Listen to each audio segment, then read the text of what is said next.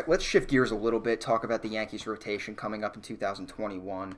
One thing we know as of now, so long as he stays healthy, which for the Yankees, unfortunately, is a gigantic concern for some reason, is that Gerrit Cole will be in the rotation next year. He's going to start opening day. He's going to be their horse. He's going to be their game one starter in the postseason.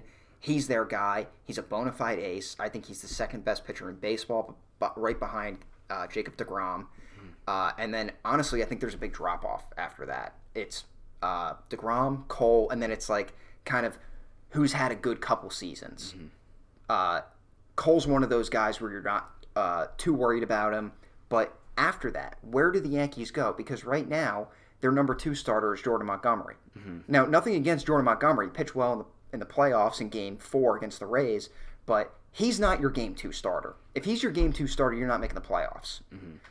If he's your number 5 starter, that's a different story. He's not a bad guy to kind of take a chance on to see what he can do after Tommy John surgery. But you've got Montgomery, you've got Davy Garcia, you've got Mike King, Clark Schmidt, Nick Nelson. There's a handful of guys. Jonathan Loaizaga could go into the rotation. These are the guys you have under contract, and then you're going to have Severino coming back late May, early June at this point, I think is the time frame for him. But, from the Yankees' perspective, that cannot be good enough. You cannot go into a rotation saying, well, we're going to get Severino back in June, and we'll be fine from there. Because you've still got, you've got 2 months that you've got to play there. And then you don't know what Severino's going to be when he comes back. You don't know if he's going to be the old Severino. You don't know if there's going to be some rust that's got to wear off a little bit. What do the Yankees do going forward with their rotation in 2021? Well, I think Brian Cashman right away, you need at least 2 starting pitchers from either a trade or free agency. Honestly, I don't even know who they could really trade for this offseason. I feel like there's a lot, like there hasn't been too many names floated out there, starting pitchers. Free agency-wise, honestly, I'm not really hooked on anybody. Like if you can get 2 of Morton, Tanaka, Bauer, that would be awesome. But I mean, I don't think that's realistic because I think that Morton's recently said that recent reports have said that Morton is either going back to the Rays or he's going to retire. So that hurts the Yankees' chances of getting him drastically.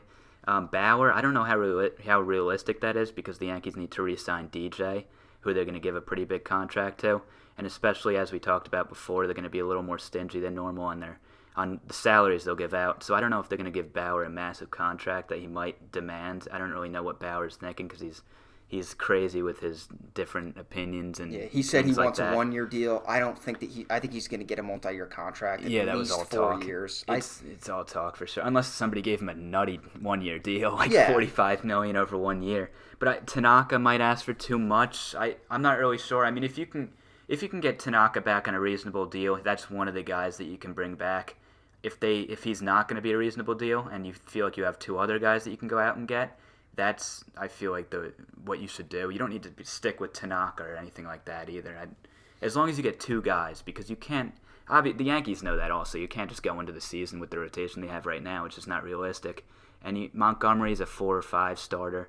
Severino, not going to come back until at least May or June. And the general rule of thumb with Tommy John is usually it takes them at least that when the season they come back is usually they're going to still not be 100%. Usually the next year is when they're 100%.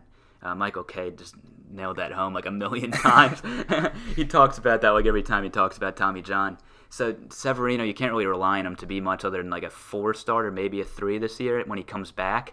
And then you have Domingo Germán, who, I mean, you don't know what you have there either. I wouldn't even rely on him. Maybe as a number 5 you can rely on him. And then you have Davey, who it's questionable if he's fully ready yet for a full year, but I think that he could fight it out for a number 5 spot. But all that, basically at the end, you still need 2 guys, and that's what they need to figure out what to do there. Right. I mean, Davey's a guy who, I think the Yankees and a lot of other teams around baseball see as a potential number 1, number 2 starter. The thing is he there yet? We see a lot of guys, they come into the league and it takes them a couple of years. He's also a young guy. I think he's going to be 22 years old next year.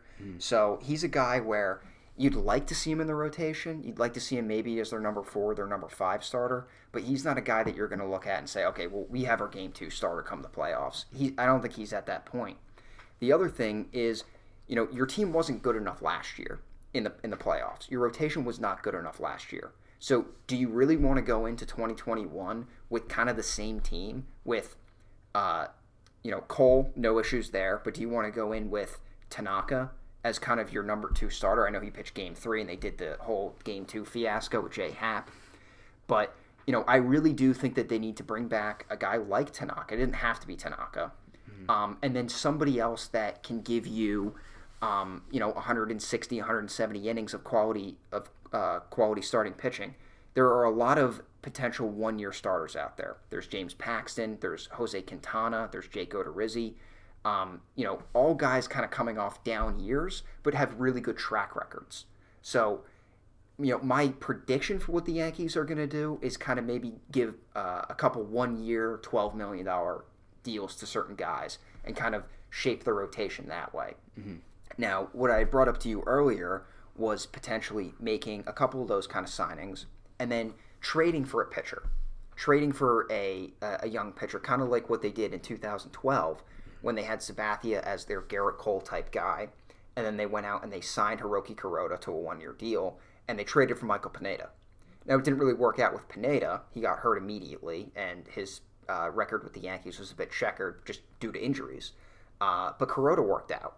Now, what do you think that the Yankees do from that standpoint? Do you think that they make a trade? The Yankees typically shy away from making big splashy trades that are risky from a player standpoint. It's typically the splashy trades the Yankees make are like, well, we just traded for some superstar that was on another team like a Stanton or like an A-Rod. I think that it's going to play out where they trade for one guy and they sign another guy, kind of like what they did in 2012, kind of what they did in 2019 with Paxton, where they re-signed Happ that year, so that's your one guy that you bring him back on shorter terms. I mean, $17 million a year is not actually is not great terms, but at the time, all starting pitchers were getting overpaid. And then you get a trade that you don't necessarily see coming, where they just get Paxton out of nowhere. You're at work one day and all of a sudden you see, the Yankees just traded for Paxton. That's kind of like how it worked out with Pineda. And I think it'll be the same kind of thing this offseason. I feel like it's going to work out where the Yankees get Tanaka on some, I don't know what terms they'll give him, but my prediction would be they get Tanaka back and then they'll make some trade that we don't necessarily see coming yet, and then that'll be their second starter they get. And it doesn't necessarily need to be a crazy splash, but it'll be a guy that has potential, similar to how Paxton and Pineda had potential, and they just haven't. And it's just a guy that they feel like they can get in good value at the time. Yeah.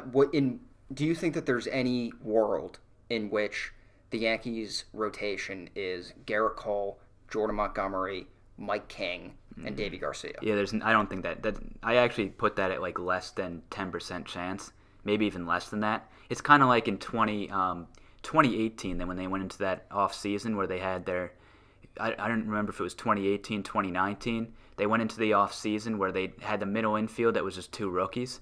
And it's like the Yankees don't just go into a season like that. They always make sure they at least have some kind of legitimate choice there where they know who they have. They don't just trust the young guys just like that in that kind of manner. That's just not a Yankee thing to do.